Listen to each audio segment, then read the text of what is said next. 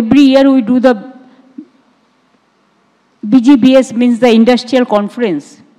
There also we have included film cultural sector as a creativity sector.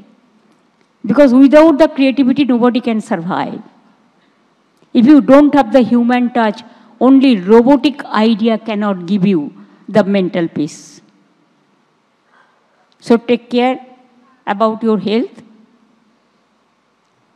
Have a nice day. And I wish all of you safe and sound journey so that you must reach your country with affection and love. আমি গৌতম দাকে অনেক ধন্যবাদ জানাচ্ছি এবং গৌতম দা সহ অরূপ, ইন্দ্রনীল, দেব, সৃজিত, শান্তনুদা, হরদা, অরিন্দম দা থেকে শুরু করে পরম, জুন থেকে শুরু করে সবাই ছিল। হয়তো সকলের নাম আমি বলতে পারছি না, এমনকি নচিকেতা, সুমনদা, শিবাজিদা, ওদিকে অরুন্ধতী হোম চৌধুরী থেকে শুরু করে যারা গান গেয়েছে, শিরাদা থেকে শুরু করে, গানে গানে কথা, রাস্তায় রাস্তায় সিনেমা, পাড়ায় পাড়ায় সিনেমা, রিয়েলি অনেক হার্ডওয়ার্ক করেছেন। তাদের কাছে আমার থ্যাঙ্কস দেওয়ার কোনো জায়গা নেই, কারণ এটা তো তাদের নিজেদের ঘর, নিজেদের কাজ নিজেরা করেছে। এটা মানুষ তাদের ধন্যবাদ জানাচ্ছে, কারণ মানুষ এনজয় করেছে, মানুষ এনজয় করেছেন এবং প্রত্যেকটাই পার্টিসিপেট করেছেন। এবার আমি পরশুদিন একটা সারপ্রাইজ ভিজিট দিয়ে দেখেছি, ইয়াং ছেলে মেয়েরা এত হ্যাপি ছিল এবং ওরা আমায় বলছিল, দিদি thank you for this international film festival. Bengal always festival বিশ্বাস করে এবং একটার পর একটা তো এখন চলবেই, চলছে এবং চলবে।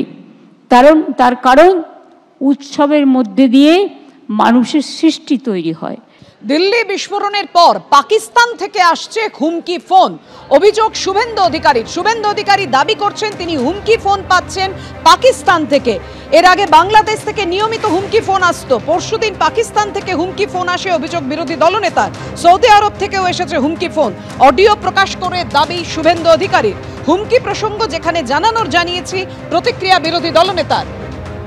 দিল্লি বিস্ফোরণের পর পাকিস্তান থেকে হুমকি ফোন পাচ্ছেন শুভেন্দু অধিকারী, এমনই অভিযোগ করেছেন তিনি। কথা বলবো, আমাদের সঙ্গে রয়েছেন আমাদের প্রতিনিধি শিবাশিস মৌলিক। শিবাশিস, কারা ফোন করছেন, কোথা থেকে ফোন আসছে, ফোনে কি বলা হচ্ছে, শুভেন্দু অধিকারী কি জানিয়েছেন? দেখো পাপিয়া, শুরুতেই তোমায় বলি যে এনআইএ এর যে তল্লাশি চলছে সেই প্রসঙ্গে প্রশ্ন করা হলে সেই প্রসঙ্গে কথা বলতে বলতেই রাজ্যের বিরোধী দলনেতা শুভেন্দু অধিকারী এই কথা জানান যে আন্তর্জাতিক একটা যোগ থাকতে পারে এবং তার মধ্যে বাংলাদেশ যোগ প্রসঙ্গ তুলে তিনি পাকিস্তান যোগ তুলে ধরে বলেন যে গত পরশুদিনও পাকিস্তান থেকে তাকে হুমকি ফোন করা হয়েছে। এবং এই প্রসঙ্গে বলার সময় তিনি এও বলেন বাংলাদেশ থেকে নিয়মিত তিনি হুমকি ফোন পেয়ে থাকেন।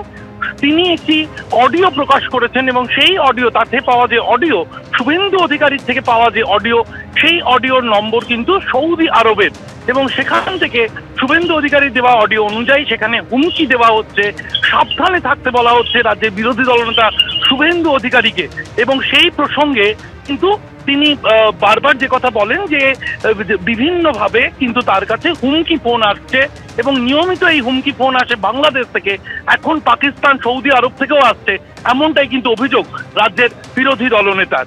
বিজেপি সূত্রে যেমনটা জানা যাচ্ছে, জাতীয়ভাবে বা কেন্দ্রীয় বিজেপির ভাবে সারা দেশে কিন্তু একাধিক বিজেপি নেতার কাছে এই ধরনের হুমকি ফোন আসছে, এমনটাই বিজেপি সূত্রে খবর।